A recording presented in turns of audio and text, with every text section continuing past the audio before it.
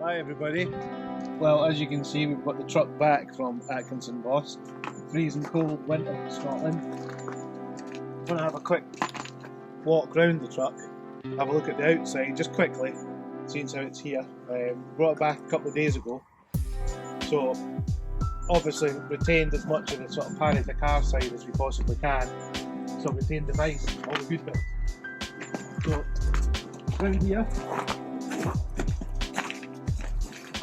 obviously the 4-seater, got new air seats fitted at Atkinson Boss, far more comfortable, and obviously the other ones were racing bucket seats with harnesses that just wouldn't suit a family operation. Exactly the same in the back.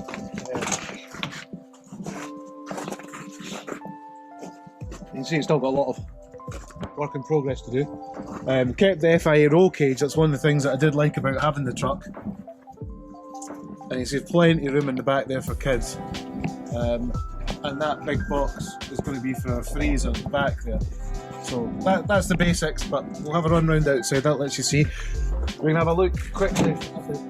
We kind of went over the top with an alloy roof rack. But there's a reason for that, because we wanted in the future for the two boys, hopefully it's completely flat checker plate. There's going to be a roof tent or two roof tents up the top there, so that when the boys are older they can go up there or I can go up there height. So back of the truck, that's the full size of it. We've kept the truck as small as possible, as small as we'd like, as far as an expedition truck's concerned, and height. We want to get in and about places, so we didn't want to go too big. We want to be able to use it all the time. We've got most of the Victron kit fitted, as you've seen in other videos. That's the 13 Victron inlet. The water inlet is there. We have our regulator for the air. So in here I can regulate the air pressure, and underneath at the middles there's a connection for the air hoses to do the tyres. This one is the auxiliary fuel tank, which is 250 litres, I think, but don't quote me on that. This one, obviously, you probably think you've seen that in other videos, or at least a photograph. This comes down and then the steps will pull out and then come down. We'll show you that at a later date. This is our toilet cassette pulled out. It's not fitted with its SOC unit yet. There'll be an SOC fan that sits in here so that we can use it without putting blue chemicals or any chemicals in there, so we can discharge it in more places. We've got big lockers that will just quickly let you see. So they're obviously just full of the stuff coming back up the road, but these will all get kitted out so we can have wolf boxes along the top or whatever. We're going to have a clean side, this one, that's going to have tables and chairs and nice area, because this is where the door is for setting up camp here. The other side will have Dutch ovens, barbecues, and also spare parts, oils, and other bits and pieces.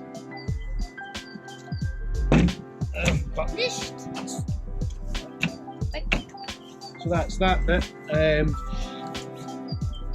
Not a lot to say about this bit. Obviously we've got the spare wheel. The wheels are all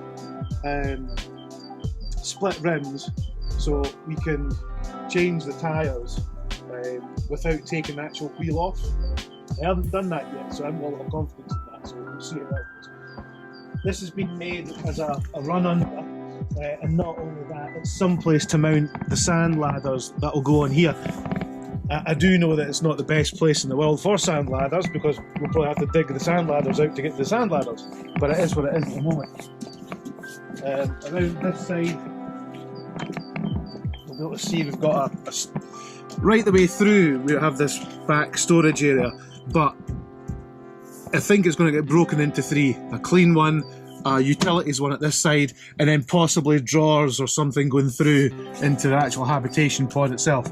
Work in progress. We don't know. another locker, you've seen the one, it's exactly the same as that one. This is our main fuel tank, which is 350 litres. So we've got the 350 on this side, 250 on the other side. We've got 100 grey water underneath. We've got a 30 litre gas underneath, a 40 litre air underneath. That only we've got a lever to open up that air tank, so for the speed of doing the tyres. This is the Victron Electrics in 110 for Canada, America on this side, because most of the campsites are going to be on the other side. Here the flexible bellows that join the cab through to the habitation pod, and the snorkel that was one of the original fitments is back there. 2 levers fitted back in St. Voss, and it quite simply is because they're pointing this way, using the main fuel tank, switched over, flow and return, and a button on the dash moves it to the auxiliary tank that will get filled when it's needed in longer runs. So realistically, as I say, split rims there. Realistically, that is about it from the outside.